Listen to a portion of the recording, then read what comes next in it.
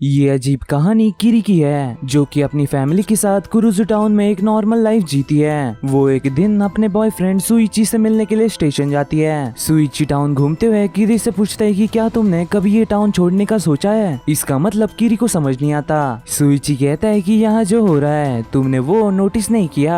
ये बोलकर वो उसे एक स्ट्रीम दिखाता है जिसमें आजकल बहुत वर्लपूल्स क्रिएट हो रहे थे। इतना ही नहीं, रिसेंटली उसे वो विंड्स में भी राइस नोटिस हो रहा था। वो कहता है कि ये टाउन मेरे फादर को अफेक्ट कर रहा है। जब से ये सब शुरू हुआ है तब से वो बहुत अजीब एक्ट कर रहे हैं। मैंने नोटिस किया है कि वो अपना काम छोड़कर पूरे दिन स्टडी करते रहते हैं। वो बस अपने कमरे में बैठकर उनके स्पाइरल कलेक्शंस को घंटों घंटों घूरते रहते हैं और उन मोमेंट्स में उनकी दोनों आंखें इंडिपेंडेंटली घूमने लगती है। जिस तरह से वो घूमती है वो बहुत अजीब तरह से स्मूथ लगता है। वही कीरी को ये सब मजाक लग रहा था। सुइची आगे बताता है कि ऐसा एक बार डिनर के टाइम भी हुआ था। वो इस बात से बहुत गुस्सा हो गए थे कि उनके मिसो सूप में कोई भी स्पाइरल फिश केक नहीं है। वो अपने स्पाइरल से इतने ऑब्सेस्ड हो गए हैं कि वो नहाते हुए भी बाथटब में व्हर्लपूल बनाकर नहाते हैं। इस पर किरी हंसने लगती है। सुइची कहता है कि मैं समझ सकता हूँ, बट जब तक तुम अपनी आंखों से ये देख नहीं लेती तब तक तुम्हें ये समझ नहीं आएगा कि ये कितना टेरिफाइंग है। तभी एक सायरन बजने लगता है। सुइची कहता है कि 5 बज भी गए। ये साउंड मेरे कानों में चुभता है और वो ग्लूमी सी, वो सिनेस्टर लाइट हाउस, ये इंसीडियस माउंटेन और ये लूमिंग सिटीस्केप, इस जगह का हर एक कतरा मुझे चुभता है। हाँ, अभी मुझे समझ आया। ये जगह मुझे पागल कर रही है। ये मुझे स्पाइरल बना रही है। जहाँ भी मैं देखता हूँ वहाँ स्पाइरल्स होते हैं। उसकी ये बातें किरी को समझ नहीं आती। तभी एक टोर्नेडो की वजह से सुइची किरी की आंखों के सामने से ओझल हो जाता है। किरी जब अपने घर पहुँचती है तब वो देखती है कि सुइची के फादर उसके फादर से कह रहे थे कि इन दिनों मैं बस स्पाइरल्स के बारे में ही सोच रहा हूँ। क्ले को व्हील पर मोल्ड करना ये आर्ट ऑफ स्पाइरल के एम्बॉडीमेंट करने जैसा है। किरी का फादर पूछता है कि तुम बात क्या कर रहे हो, क्या तुम्हारा मतलब मेरे पोएट्री व्हील से है? हाँ, कभी कभी ये मुझे थोड़ा डीजी बना देता है। सुइची का फादर कहता है कि हाँ, क्या मैं तुमसे एक पीस बनवा सकता हूँ जो कि बस मेरे लिए वो डीजी फीलिंग देने के लिए हो? क्या तुम उसके आगे का हिस्सा एक अच्छे स्पाइरल डिजाइन में पेंट कर सकते हो? ठीक है, सही। और हाँ, ब्लैक स्पाइरल बहुत परफेक्ट रहेगा। सच कहूँ तो मिस्टर गोशिमा, मुझे इन स्पाइरल्स में कुछ डीप इनिग्मेटिक दिखता है और मैं इस चीज से कन्विंस हो गया हूँ कि इनमें वंडरस पावर है। तुम्हें ऐसा नहीं लगता कि स्पाइरल बहुत wonderful, most Sublime art form है और तुम ऐसे प्रीमियर आर्टिस्ट हो जो कि ऐसे वंडर्स को बना सकता है? कुछ देर बाद किरी अपने दोस्त आजामी को बताती है कि उसका बॉयफ्रेंड मिदोरियामा हाई स्कूल जाता है और जब वो कुरुजु मिडिल स्कूल में थे तब वो हर दिन एक दूसरे के साथ बिताया करते थे। आजामी कहती है कि मैं तुमसे जेलस हूँ क्योंकि मेरे टाइप का यहाँ कोई भी नहीं है। किरी कहती है कि क्या सच में? तुम तो इतनी प्रिटी हो, ऐसा लगता है कि तुम किसी भी लड़के को पटा सकती हो। तभी किरी उसके सर पर एक स्कार नोटिस करती है। आजामी बताती है कि जब मैं छोटी थी तब मैं अपने क्रश को इम्प्रेस करने की कोशिश कर रही थी, बट गिरने की वजह से मुझे ये स्कार मिला। बट फनी बात यह है कि इसके बाद हम दोनों अच्छे दोस्त बन गए और तब से ही जिस लड़के पर मुझे क्रश आता है वो भी मुझे पसंद करने लगता है। ये बहुत अजीब है, बट शायद ये स्कार की वजह से वो लोग मुझसे अट्रैक्ट होते हैं। वही दूर से कोई उन्हें देख रहा था। आगे आजामी पूछती है कि मुझे बताओ तुम्हारा बॉयफ्रेंड कैसा दिखता है? किरी कहती है कि तुमने उसे स्टेशन पर कभी न कभी देखा होगा। तभी हम देख पाते हैं कि आजामी सच में लड़कों में बहुत फेमस है। तभी वहाँ ट्रेन आती है और सुइची नीचे उतरता है और किरी से मिलता है। किरी कहती है कि ये है आजामी, ये तुमसे बिल्कुल उल्टी है। ये मिदोरियामा सिटी में रहती है बट यहाँ स्कूल के लिए आती है। तभी सुइची को आजामी में कुछ अजीब चीज सेंस होती है। सुइची किरी को ले जाते हुए कहता है कि हमें किसी चीज के लिए देर हो रही है। किरी सुइची से पूछती है कि तुम्हें अचानक क्या हुआ? सुइची कहता है कि तुम्हें वो फील नहीं हुआ क्या? वो एक स्पाइरल था जिसकी प्रेजेंस तुम्हारे दोस्त में से आ रही थी और ये मैं फील कर सकता हूँ। तुम्हें केयरफुल रहना होगा। तुम सुन रही हो ना? वो लड़की एक स्पाइरल है। घर पर किरी का फादर किरी से कहता है कि किरी, मैंने मिस्टर साइतो का कमीशन पीस बना दिया है, क्या तुम इसे मेरे लिए डिलीवर कर सकती हो? कुछ देर बाद किरी जब उसे डिलीवर करने जाती है तब सुइची का फादर कहता है कि अब मुझे इसकी कोई जरूरत नहीं। तुम देख सकती हो कि मुझे इस चीज का एहसास हो गया है कि तुम खुद को स्पाइरल्स में मैनिफेस्ट कर सकते हो और देखो मैं क्या कर सकता हूँ। तुम इससे अमेज्ड हो जाओगी।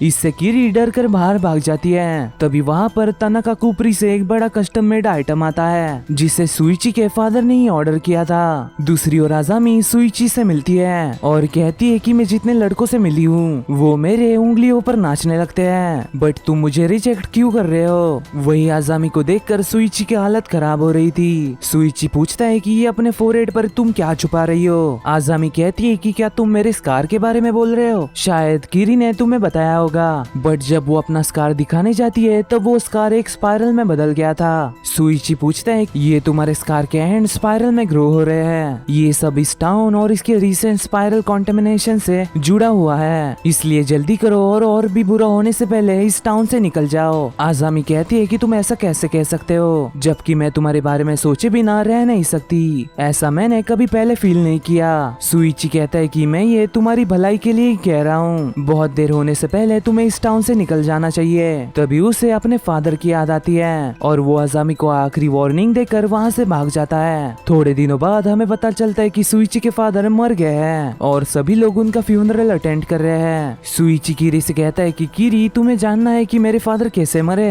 किरी कहती है कि मैंने सुना था कि वो सीढ़ियों से गिरकर मरे थे, बट सुइची कहता है कि ये हमने सभी को बताया हुआ एक झूठ है। असल में मेरे फादर की फिजिकल हालत और मेंटल हालत बहुत खराब हो गई थी, इसलिए मैं और मेरी मदर उन्हें एडमिट करने का सोचकर मिदोरियामा सिटी में एक स्पेशलाइज्ड हॉस्पिटल गए थे।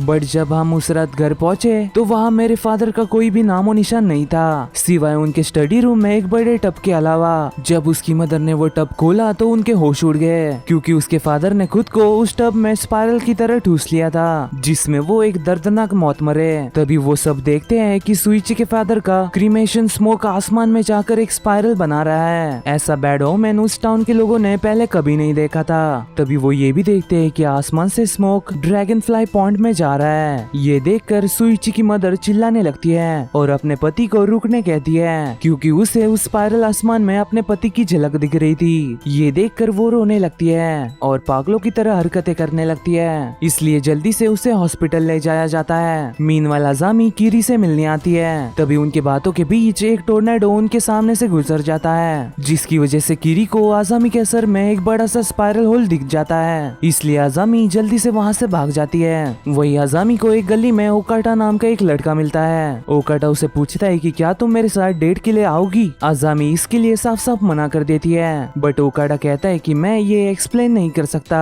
बट कुछ है जो मुझे तुम्हारी ओर अट्रैक्ट कर रहा है और मैं उसे रेजिस्ट नहीं कर सकता। चाहे तुम मुझे कितना भी ना कह लो, मैं हार नहीं मानूंगा। मैं तुम्हारे लिए कुछ भी कर सकता हूँ। दूसरी ओर सुइची की मदर पागलों जैसे हरकतें कर रही थी और वो यहाँ तक कि हेयरबन में बने स्पाइरल से भी बहुत डर रही थी। वही किरी के स्कूल में बारिश में भीगा हुआ काटायामा नाम का बच्चा आता है, जिसे देर से आने के लिए टीचर डांट लगाते हैं। वही एक बुली उसे बुली करने लगता है, बट उसे रोक कर टीचर काटायामा से कहता है कि तुम बारिश में बहुत भीग गए हो। मैंने तुम्हें पहले भी कहा था कि छाता यूज किया करो, वैसे तुम बारिश के ही टाइम स्कूल क्यों आते हो। इस पर सॉरी बोलकर काटायामा अपने सीट पर बैठ जाता है। कुछ देर बाद वॉलीबॉल खेलते हुए हम देख पाते हैं कि काटायामा कितना स्लो है। इसके लिए सुमुरा यानी उसका बुली उसे बहुत बुली करता है और उसके स्लो होने का मजाक बनाता है। वो इतने में ही नहीं रुकता, वो काटायामा को नंगा करके उसे बाहर घसीटता है, जहाँ सभी लोग काटायामा के पीठ पर बने हुए स्पाइरल को देखकर हैरान रह जाते हैं। कुछ देर बाद किरी और सुइची उसके मदर को देखने हॉस्पिटल आए होते हैं। सुइची बताता है कि उसके फादर के फ्यूनरल के बाद उसके मदर को हर तरफ स्पाइरल सी दिख रहे हैं। वो इतना डर गई है कि उसने अपने बाल पूरी तरह से शेव कर लिए हैं, यहाँ तक कि उन्होंने अपने उंगलियों की प्रिंट्स निकाल दी है। वो कहती है कि उनका हर एक स्पाइरल वो मेमोरी ट्रिगर करता है, जब उन्होंने उसके फादर को उस टब में डिस्कवर किया था, और वो मुझे अपनी ही तरह एक स्पाइरल बनने के लिए कह रहे हैं। उनसे मिलने के लिए भी मुझे अपने हाथों और बालों को छुपाना पड़ रहा है, और ऐसा ही मैंने नर्सेस और डॉक्टर्स को भी करने कहा है, जिससे वो अभी थोड़ा शांत हो गई है और ठीक से खाने भी लगी है। वही घर जाते हुए किरी को आजामी दिखती है। आजामी कहती है कि किरी कुछ तो गड़बड़ है, क्या तुम जल्दी से मेरा चेहरा देख सकती हो। इस पर हमें और किरी को आजामी का म्यूटिलेटेड चेहरा देखने मिलता है। दूसरी ओर ओकाता ने सुइची को किरी के नाम से प्लेग्राउंड में बुला लिया था। तभी वहाँ पर आजामी भी आ जाती है। ओकाता उसे कहता है कि मैंने अपना काम कर दिया है और अब तुम अपनी जुबान रखो और मेरे साथ डेट पर चलो। बट आजामी कहती है कि मैं नहीं आऊंगी और अब मुझे तुम्हारी कोई भी जरूरत नहीं, मुझे बस सुइची चाहिए, इसलिए बाय बाय। ये सब सुनकर ओकाटा गुस्सा हो जाता है और आजामी की हैट निकाल लेता है। तब हम देख पाते हैं कि वो स्पाइरल और भी बड़ा हो गया है, जिसकी तरफ पता नहीं कैसे बट ओकाटा खींचे चले जाता है। वही देखते ही देखते आजामी ओकाटा को निगल जाती है। तभी वहाँ पर किरी भी आ जाती है और सुइची के कहने पर आजामी को देखती है हैं जिसके बॉडी से निकलने वाला स्पाइरल उसे भी खा रहा था। उन लोगों ने अब तक जो हॉरर देखा था और सहा था, ये तो बस उनके स्पाइरल की तरफ बढ़ने की एक शुरुआत है। कीरी के स्कूल में काटायामा फिर से बारिश के टाइम लेट आता है। टीचर उसे पूछता है कि काटायामा तुम्हारे पीठ पर ये क्या हो रहा है। काटायामा कहता है कि किसी वजह से ये सूजने लगी है। वही स्टूडेंट्स में बातें चलने लगती है कि वो किसी फ्रीकी स्नेल के शेल जैसा दिख रहा है, पर कीरी समझ गई थी कि वो एक स्पाइरल है। दूसरी ओर एक कपल एक दूसरे के साथ टाइम बिता रहे होते हैं, तभी उन्हें दो सांप दिखते हैं जो कि एक दूसरे से लिपटे हुए थे। लड़की कहती है कि ये कितना क्रीपी है, ये लोग फाइटिंग ही कर रहे हैं ना, जैसा कि हमारे पेरेंट्स करते हैं। बट वो लड़का कहता है कि ऐसा नहीं है। मीनवाइल कीरी की दोस्त शियो से कहती है कि मैंने सुना है कि उन्हें अभी तक आजामी का कोई पता नहीं चला, और मैं समझ सकती हूँ कि ये तुम्हारे लिए बहुत मुश्किल होगा क्योंकि पुलिस तुमसे ही पूछताछ कर रही है। वैसे तुम्हें पता है क्या कि उन लोगों ने फिर से लोगों को बरी करना शुरू कर दिया है। तुम्हें पता ही होगा कि क्रीमेटोरियम से लेटली बहुत स्पाइरल जैसा स्मोक आता है, इसलिए वो लोग जलाने की जगह उन्हें बरी करना प्रेफर कर रहे हैं। इससे कीरी को सुइची के फादर के फ्यूनरल की याद आती है। आगे शियो कंटिन्यू करती है कि उन्हें लगता है कि ये इंसिडेंट फर्नेस मैल फंक्शन और वेदर पैटर्न्स के मिक्सचर की वजह से हो रहा है, और ये स्पाइरल्स दूसरे सिटी के क्रीमेटोरियम से भी निकल रहे हैं। बट अजीब बात यह है कि वो सिर्फ कुरुजू टाउन के लोगों को जलाने से ही हो रहा है। बट ये मानना बहुत अनरियल है कि स्कूल के रास्ते पर बहुत सारी डेड बॉडीज बरीड है। इससे मुझे क्रीपी फील हो रहा है। तभी उन्हें यामागुची नाम का लड़का डरा देता है और कीरी से कहता है कि आई लव यू। शियो कहती है कि तुम अपना टाइम वेस्ट कर रहे हो जबकि तुम जानते हो कि कीरी का बॉयफ्रेंड है। यामागुची कहता है कि मैं ये जानता हूँ, फिर भी मुझे कीरी की तरह एक सुंदर गर्लफ्रेंड चाहिए जो देखकर सभी शॉक रह जाएंगे। इस पर शियो कहती है कि तुम पागल हो क्या, इसी वजह से सभी तुम्हें जैक इन द बॉक्स कहते हैं। यामागुची कहता है कि लोगों को डराना ही मेरा काम है। वही कीरी कहती है कि तुम्हारे और तुम्हारे प्रैंक से मुझे कुछ लेना देना नहीं है, इसलिए मुझे बॉदर करना छोड़ दो। यामागुची कहता है कि ठीक है, बट मैं हार नहीं मानूंगा और मेरा शब्द है कि तुम मेरे प्यार में एक ना एक दिन गिरोगी। आगे कीरी उसी कपल को देखती है जहाँ योरिको के घर वाले उसे काजुनोरी से दूर ले जा रहे थे। उनके जाते ही कीरी जल्दी से काजुनोरी का हालचाल पूछती है। काजुनोरी बताता है कि वो लोग ट्विस्टेड हैं। इसका मतलब कीरी को समझ नहीं आता। काजुनोरी कहता है कि तुम्हें याद है ना कि मेरी फैमिली जब मैं ग्रेड स्कूल में था तब यहाँ पर आई और हमने उस ओल्ड अबैंडन्ड रो हाउस में शेल्टर लिया जिसे लोग पुअर हाउस भी कहते हैं। कीरी कहती है कि हाँ, मैं और सुइची कई बार वहाँ पर गए हैं। काजुनोरी कंटिन्यू करता है कि योरिको की फैमिली हमारे बाजू में ही रहती है, बट हम एक दूसरे को पसंद नहीं करते।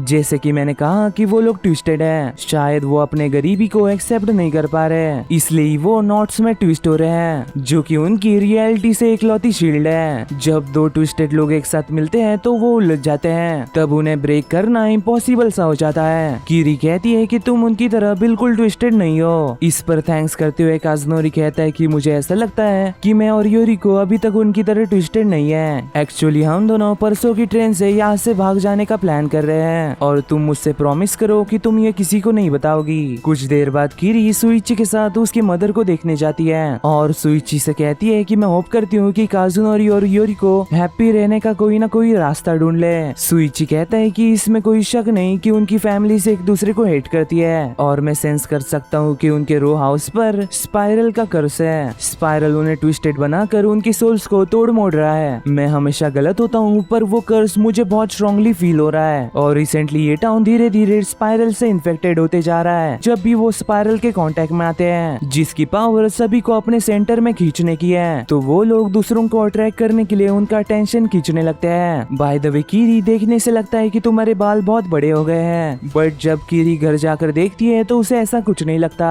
अगले दिन स्कूल जाने पर उसे कियो को पूछती है कि तुम्हारे बालों को ये हो क्या रहा है। इसमें वो कीरी के बाल बनाने में भी मदद करती है, बट अचानक कीरी के बाल क्लास में खुल जाते हैं। तभी उन्हें स्कूल के दीवार पर एक ह्यूमनॉइड स्नेल चलती दिखती है जो कि और कोई नहीं काटायामा था और वो धीरे धीरे एक स्नेल में इवॉल्व हो रहा था। ये देखकर वहाँ से भागकर कीरी एक सैलून में जाती है, लेकिन उसके बाल बार्बर को उसे काटने नहीं देते और कीरी का गला दबाने लगते हैं। कीरी के फैमिली को समझ नहीं आता कि ये हो क्या रहा है, पर कीरी का छोटा भाई कहता है कि वो उससे गुस्सा है और उन्हें हॉस्पिटल नहीं जाना, लेकिन कीरी की मदर को इस पर विश्वास नहीं होता। हालांकि कीरी के फादर को इसमें पॉइंट दिखता है। तभी कीरी के बाल शांत हो जाते हैं, जिन्हें देखकर कीरी की फैमिली हिप्नोटाइज होने लगती है। कीरी जब स्कूल में जाती है तब सभी लोग उसे देखकर हैरान रह गए थे। टीचर उसे पूछता है कि तुम तुम्हारे बालों को ये हो क्या रहा है। इस पर किरी के बाल उसे भी हिप्नोटाइज करने लगते हैं। तभी क्योको कहती है कि किरी तुम बस देखो, मैं तुमसे ज्यादा अटेंशन अट्रैक्ट करूंगी। किरी जब अपने क्लास में जाती है तब वो बुली भी उसके बाल देखकर हिप्नोटाइज होने लगता है। फिर किरी नीचे जाकर काटायामा को देखती है जो कि बहुत दिनों से अपने घर नहीं गया था। तभी टीचर काटायामा के पेरेंट्स को वहां लाता है जो कि काटायामा को देखकर हैरान रह गए थे और वो इससे कोई मजाक समझकर वहां से चले जाते हैं। उनके जाने के बाद किरी बाहर आकर काटायामा पर पानी डालती है। घर जाते हुए भी सभी की नजरें बस किरी पर होती है, यहाँ तक कि किरी को ऐसा देखकर सुइची भी वहाँ से भाग जाता है। तभी यामागुची उसके लिए गिफ्ट लाता है लेकिन किरी उसे एक्सेप्ट नहीं करती।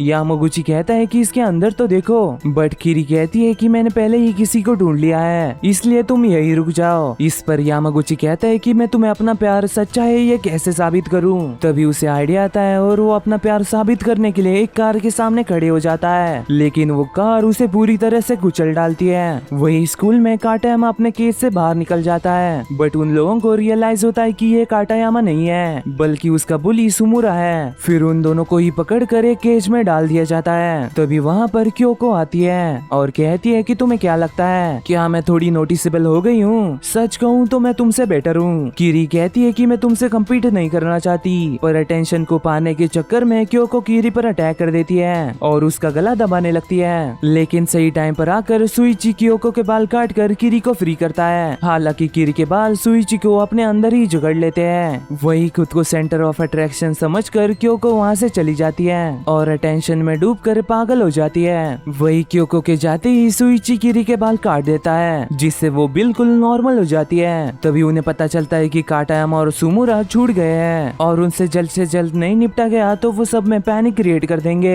इसलिए किरी और सुइची काटायामा और सुमुरा के ट्रेल्स को फॉलो करने लगते हैं जहाँ उन्हें उनका टीचर योकाटा मिलता है। टीचर उन्हें बताता है कि ये काटायामा और सुमुरा के अंडे हैं। इस पर किरी कहती है कि पर वो दोनों तो मेल है ना, तो वो अंडे कैसे दे सकते हैं। टीचर बताता है कि स्नेल्स ना ही मेल होते हैं ना ही फीमेल, और अगर ये अंडे हैच होते हैं तो इससे पूरे टाउन में कैओस चले जाएगा। इसलिए वो किरी के ना कहने पर भी वो अंडे फोड़ने लगता है। तभी किरी को काजुनोरी की याद आती है जो कि इस टाइम ट्रेन से ये टाउन छोड़कर भागने वाला था। किरी चाहती थी कि वो दोनों इस टाउन से अच्छे से एस्केप कर पाए, इसलिए वो दोनों स्टेशन के लिए निकल पड़ते हैं और वहाँ पर योरिको और काजुनोरी से मिलते हैं। काजुनोरी बताता है कि उन लोगों ने हमें भागते हुए देख लिया है और हमारे फादर यहाँ स्टेशन पर कभी भी आते ही होंगे, इसलिए सुइची उन्हें आइडिया देता है कि क्यों ना तुम बीच पर से भागो। ये सुनते ही वो लोग भागने लगते हैं, बट उनके पेरेंट्स उनका पीछा करते करते उन्हें पकड़ लेते हैं, बट वो हार माने बिना बीच पर भागने लगते हैं। हालांकि थकान के कारण वो दोनों नीचे गिर जाते हैं। ये देखकर उनके पेरेंट्स उन्हें पकड़ लेते हैं। योरिको कहती है कि हम फिर से बिछड़ने वाले हैं, लेकिन काजुनोरी कहता है कि फिर नहीं, हम कभी नहीं बिछड़ेंगे।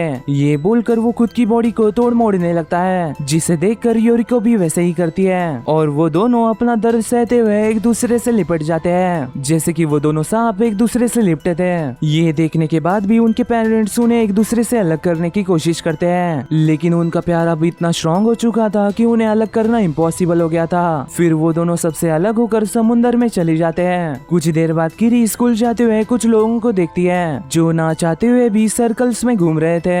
वही स्कूल में बातें चल रही थी कि इतने सालों तक बंद रहने के बाद वो क्रीपी लाइट हाउस अचानक से कल रात जाग उठा, और ये भी रूमर बहुत फैल रहा है कि अगर तुम उस लाइट हाउस की लाइट को देखते हो तो तुम पागल होकर गोल गोल घूमने लगोगे। तभी उनकी क्लास में उनका टीचर आता है जो कि एक स्नेल में कम्प्लीटली बदल गया था। वही घर जाते हुए किरी को उसका भाई दिखता है जो कि उसे उसके साथ जल्दी से चलने कहता है। वो लोग बीच पर जाते हैं जहाँ पर एक शिप डूबा हुआ था। उन्होंने सुना है कि लाइट हाउस की लाइट की वजह से उस शिप का क्रू गोल गोल सर्कल्स में घूमने लगा था और यहाँ पानी में आकर गिरा। उन लोगों ने एक को तो बचा लिया है, बट बाकी अभी तक मिसिंग है। तभी एक बंदा कहता है कि मिसिंग से मुझे याद आया कि कल रात सिटी हॉल से जो 5 एक्सपर्ट्स लाइट हाउस चेक करने के लिए गए थे वो अभी तक कहीं नहीं दिखे।